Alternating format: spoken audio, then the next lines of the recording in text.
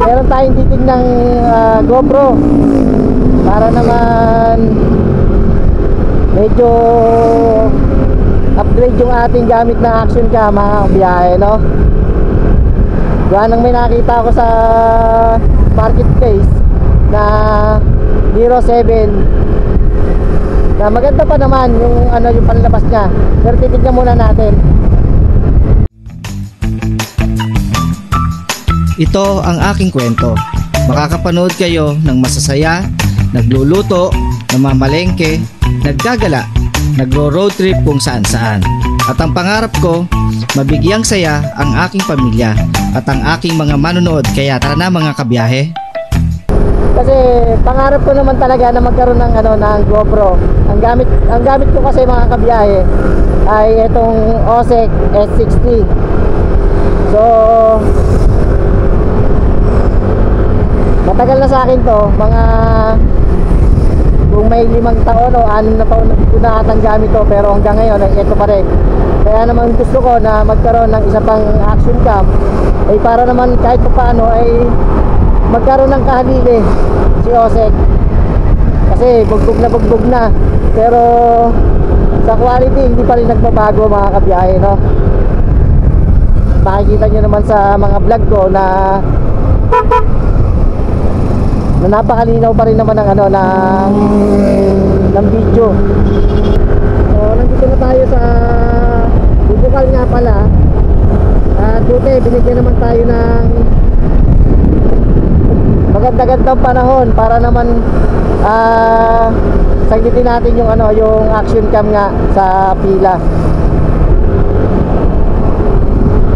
Yung mga nakikita ko kasi sa marketplace medyo malalayo, mayroon Antipolo, Tanay, yung iba naman San Pedro, Binyan, masyadong malayo kung pupuntahan natin.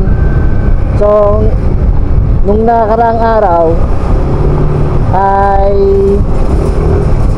nagbabrowse nga ako sa marketplace at nakita ko nga na meron niyang Hero 7 na binebenta at 7.5 lang yung kanyang presyo. Tapos maraming accessories na kasama. Miss na miss ko na mag adventure ulit.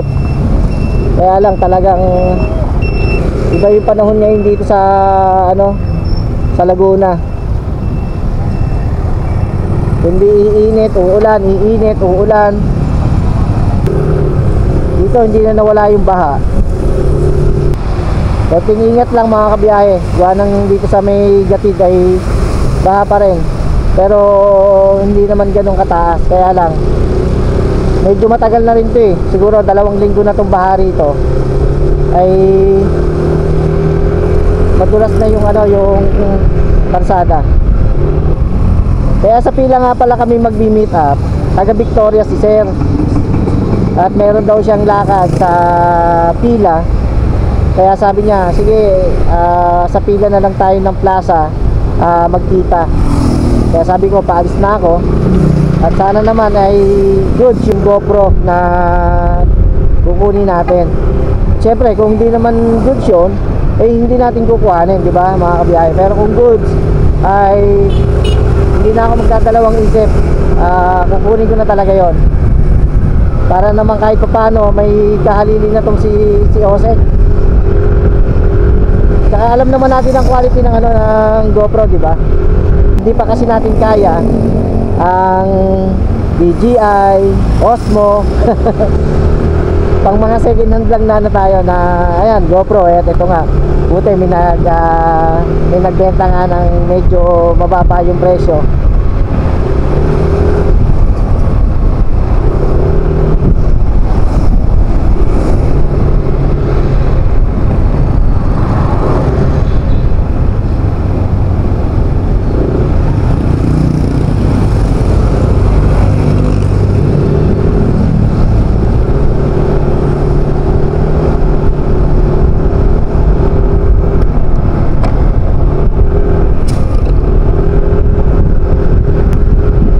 Goods to mga kabiyahe.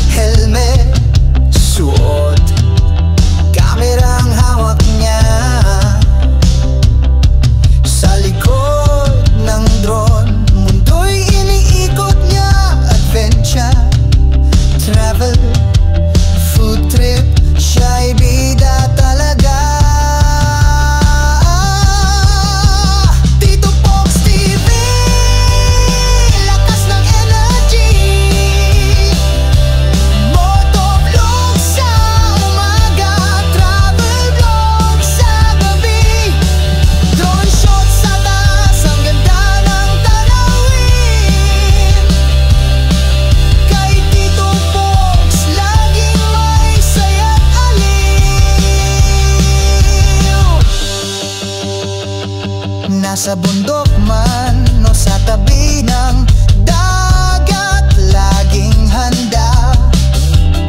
Walang oras na sayang. Full trip galore, kahit anong ulam, kasama ang motor, siya'y laging handang laban.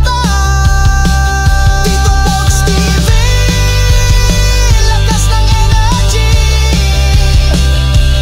Motovlog sa umaga, travel vlog sa gabi. Drone shot sa taas, ang ganda ng tanawin. Kay Tito Box, laging may saya't aliw. Tara na't sumama, mundo'y ating libutin. Sa likod ng kamera, ang buhay ay kay ganda rin. Ang bawat lugar, kwento'y kakaiba. Sa vlog ni Tito Box, lagi kang masaya. Tito Box TV, lakas ng energy. Motovlog sa umaga, travel vlog sa gabi. Drone shot sa taas, ang ganda ng tanawin.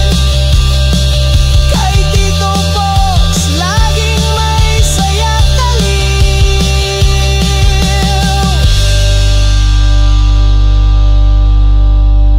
Ayan. Meron ako nakita ron hindi ko alam kung yun na yun mga kabiyahe, no? So maya na lang ulit update ko kayo pagka nakita ko ng unit. Alright. Yung sounds niya okay naman po. Oo, okay naman yung sounds. Try nyo din sir, i-record. May speaker din naman. So yun mga kabiyahe at mga kasowerd, at eto, bali gamit na natin ngayon yung GoPro Hero 7 na tinignan nga natin dito sa pila. At syempre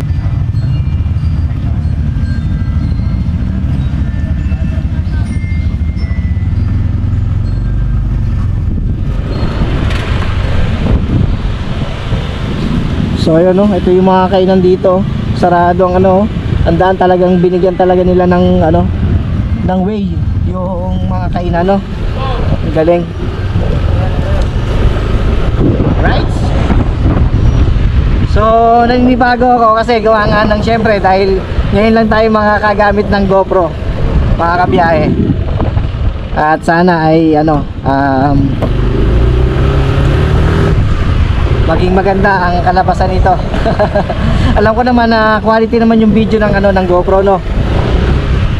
Eh kaya naman pala ibinebenta ni Sir Angelo etong kanyang Hero 7. Gawa nang nag-upgrade siya ng Insta360. So hindi na daw niya nagagamit to, eh kesa nga naman daw masayang na at masira nang hindi nagagamit, eh di ibenta na lang niya. At sakto naman mga kabiyahe na tayo yung nakakita nga sa marketplace. So ayun, nandito na tayo sa highway. Subukan natin yung yung kanyang stabilization, kung okay ba,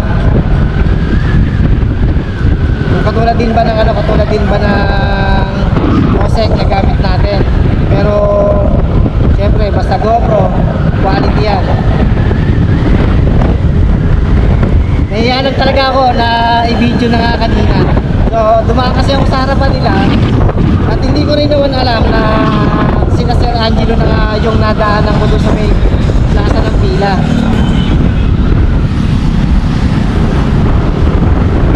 Tapos nung nandun na nga ako sa plaza at nakatigil, eh tsaka lang ako nakapagbukas ng data para i-chat nga sila Sir Angelo para sabihin na nandun na ako sa pila. At yun pala, sila na nga pala yun, yung nandun sa may tabi.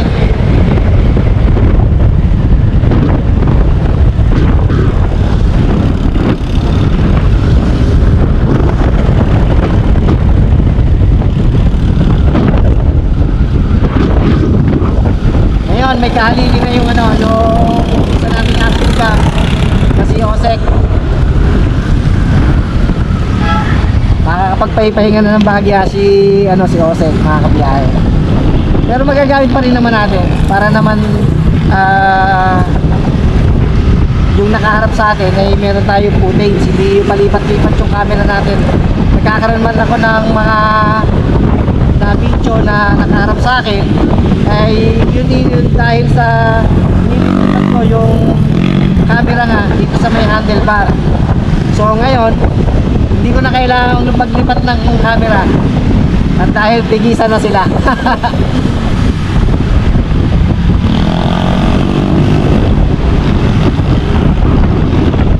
ang daming mga accessories na sinama si Sir Angie. Kaya doon pa lang ay medyo panalo na tayo. Kaya maraming salamat kay Sir Angelo at doon sa kasama ni Sir Angelo, sa asawa niya. Maraming salamat. Niya okay pa makakabiyahe. Napaka clear pa ng kanyang lens. Tapos yung loob okay pa. Pinaka lang talaga, ang pinaka-issue lang talagang ano nito ay yung pinakang push button niya na rubber. Medyo pud-pud na. Pero goods pa rin naman yung kanyang pindutan sa loob ng rubber. Functional pa mga kabiyahe.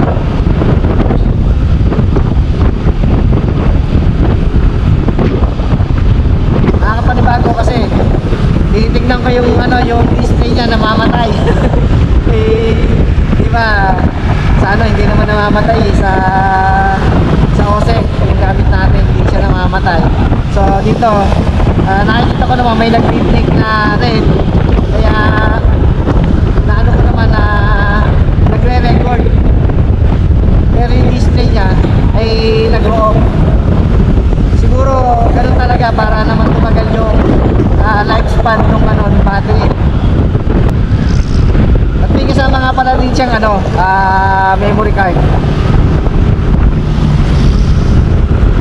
Buti may kasama na. Kasi wala pa akong extra memory card eh. Ang gamit pa rin natin yung dati pa rin nating memory card eh. Eh ngayon, dahil mayroong kasamang memory card, hindi sabay na natin i-play yan pagka tayo nag-adventure na ulit. Hindi ko lang alam yung ano, wind noise reduction kung gaano pa ka-sensitive. Kaya hindi ko pa rin naman nilagay yung ano niya, yung kanyang parang foam. Kasi meron ako nun sa ano ko eh, sa Osek. Pero to, hindi ko na muna nilagyan. Kasi naman dito yung aking foam. Pero hindi ko muna nilagay para naman ma-testing ko yung kanyang wind noise reduction. Ito, marami pa rin naman dito.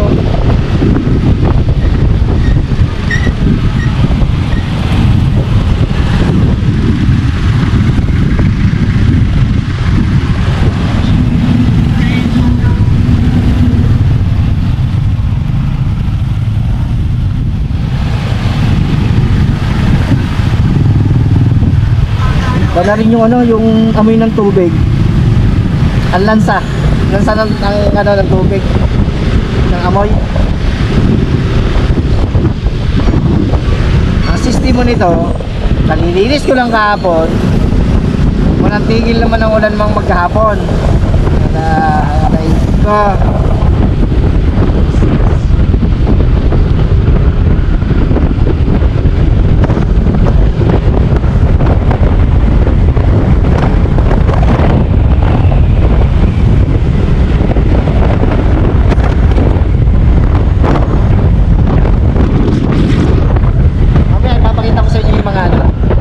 Kasamang accessories. Ang kagandahan kasi puro telesin. Merong ano siya, yung parang telesin dome kung tawagin, na pang underwater daw. Parang naka instant 360 daw pag nasa ilalim ng tubig. Alright.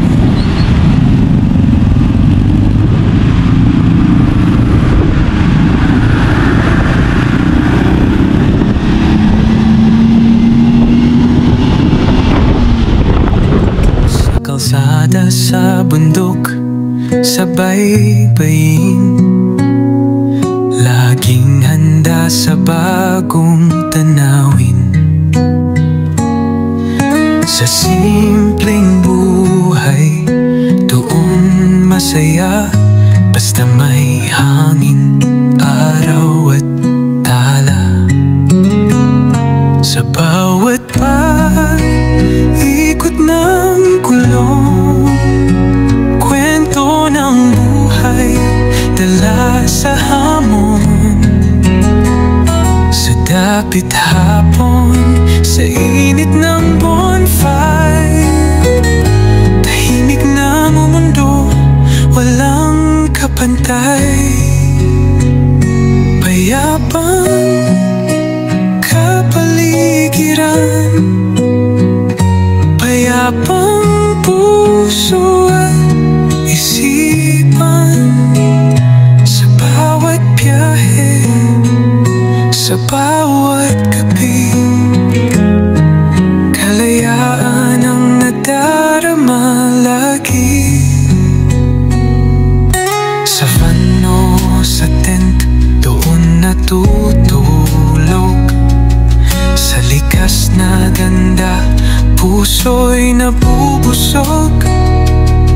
Daan man ay lubak, ulan man ay bumagsak, basta't malaya, walang pag-aalin lang ang bumaklas. Sa bawat pag-ikot ng gulong, kwento ng buhay, dala sa hamon.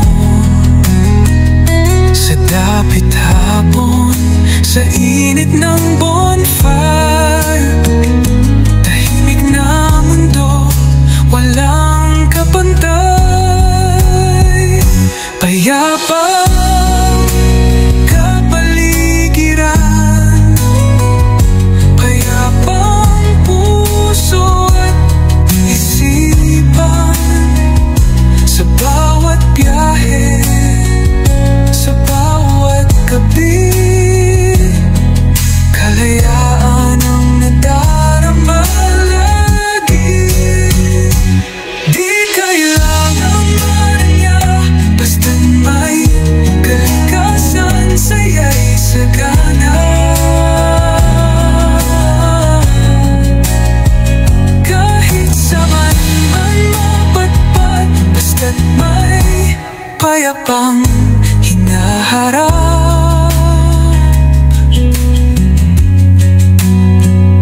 Sa huli, ang nais ko lang ay isang mundong payap at kalmado. Sa bawat biyahe, sa bawat gabi, laging may tahanan sa aking sarili.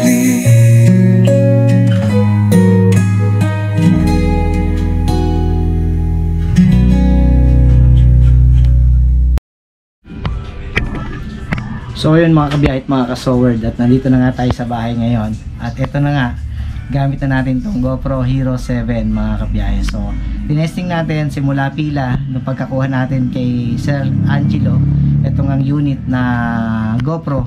Tapos kinapit na natin sa ating mounting ng helmet. So tsaka tayo nag-ride pa po. Pauwi na nga po dito sa bahay. So ngayon ay re-reviewin naman natin itong GoPro Hero 7 mga kabiyahe. At ipapakita ko sa inyo kung ano-ano yung mga kasama na accessories na ibinigay na sa akin ni Sir Angelo. So tara, samahan nyo ako mga kabiyahe.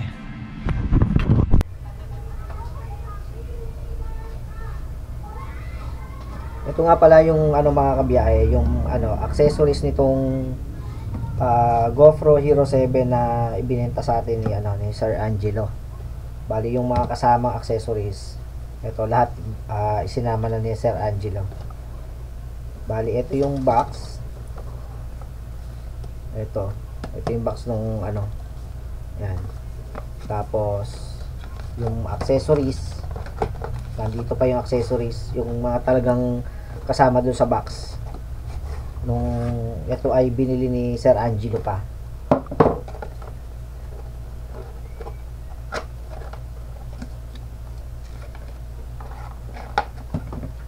Ito, bali, ito, aftermarket na to eh. Itong rubber na cover nung nung GoPro. Tapos, meron na rin siyang kasamang charging dock. Charging dock. Tapos, 3 battery. Bali, ito, dalawa. Yung isa kasi nakalagay doon sa sa GoPro, pero yan, Telecen yan, Telecen. Kaya lang itong isa ay medyo lobo na tong isa, pero goods pa rin daw to mga kabiyahe. Tapos ito yung mga pandikit sa mga sa mga helmet, tsaka charger. Ito yung cover nung lens, kasama na rin yung cover nung lens. Pati yung manual, nandito pa rin yung manual. Kasama yung manual.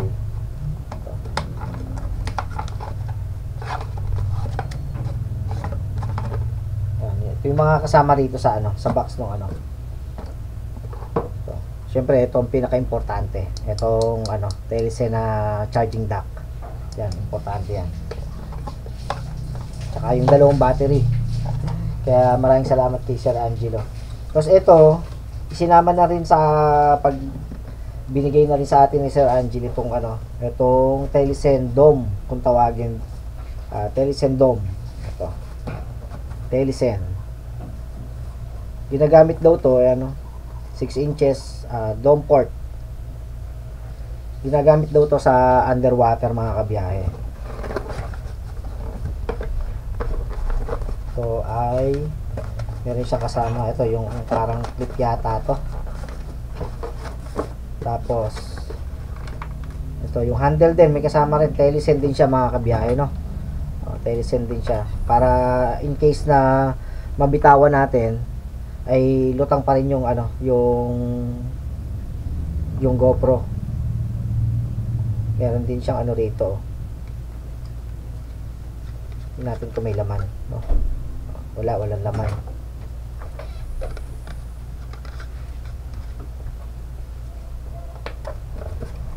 Ito yung sinasabi ko sa inyo nga na Telecen Dome. Ayan. Dito daw nilalagay yung ito yan. Dito daw ilalagay yung GoPro. Yan. Ilahin, tapos bubuksan to. Ilalagay dito yung GoPro. Tapos nasa ibabaw daw siya ng tubig. Parang ang kalalabasan niya ay Insta360. Malawak yung makikita niyo sa ilalim ng tubig. Kasi gawa nga nito mga kabiyahe, Ito. Tapos meron siyang cover para naman yung lens ay hindi magasgas. Telecen din to mga kabiyahe. Ito.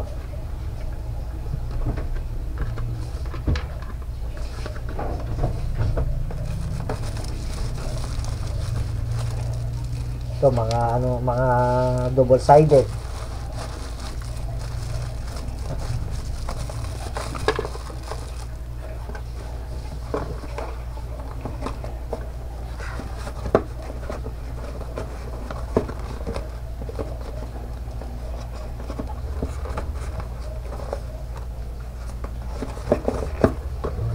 Dito.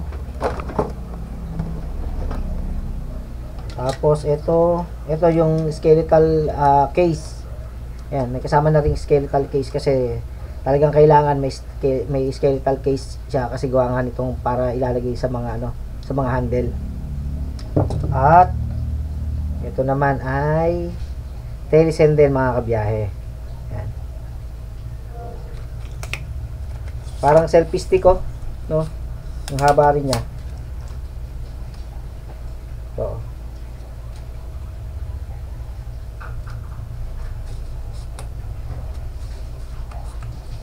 mahaba yung niya.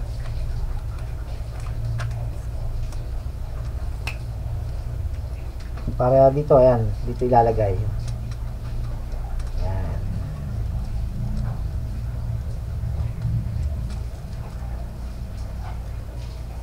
Right. So ito gato. Tapos meron siyang underwater. Ayan, may kasama rin siyang underwater case. So yun yung mga kasama rito sa syempre ito na yung Hero 7. Yan mga kabiyahe, no. Tignan nyo yung lens niya, makinis pa yung kanyang lens. Sa tabi yung button niya okay pa, tsaka dito sa yung may kasama na nga pala siyang tempered glass, naka tempered glass na nga pala yan mga kabiyahe. Itong lens may tempered glass na rin nga pala. Bali ang pinakang issue lang talaga niya itong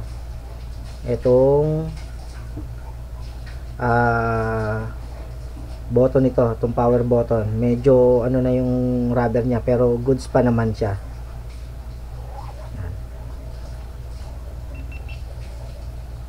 Yan mga kabiyahe, ang liwanag, ang linaw, no.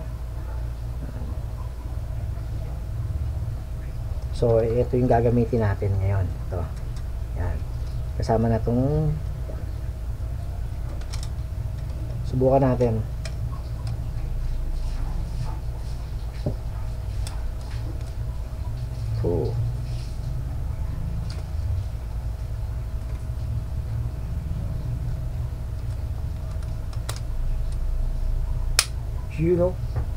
Right.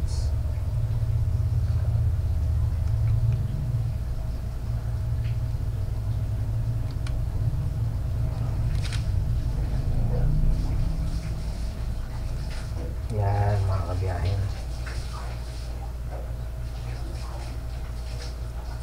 Tsaka ang linaw niya kahit i-zoom mo yan, no, linaw.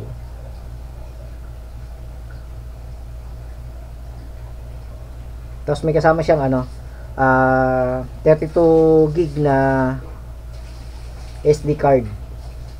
Kaya lang nag-export ako gawa nga ng yung biyahe natin kanina. Alright. So ito ay GoPro Hero 7 black.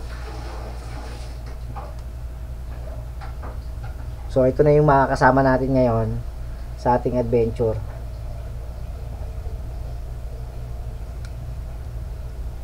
At itong gamit natin si OSEC, yan, para may naman siya, nakakapagpahinga. Kasi bugbog sarado na si OSEC yung ating action cam na ginagamit. So ngayon meron na tayong GoPro para naman may kahalili si OSEC. Alright, so yun, maraming salamat kay Sir Angelo. Yan, maraming salamat at naibigay yung sa tawad natin mga kabiyahe. Siyempre sa lahat ng mga silent viewers, sa mga OFW na lagi nakasuporta, maraming salamat po sa inyo. So muli mga kabiyahe at mga kasoward, see you on my next vlog.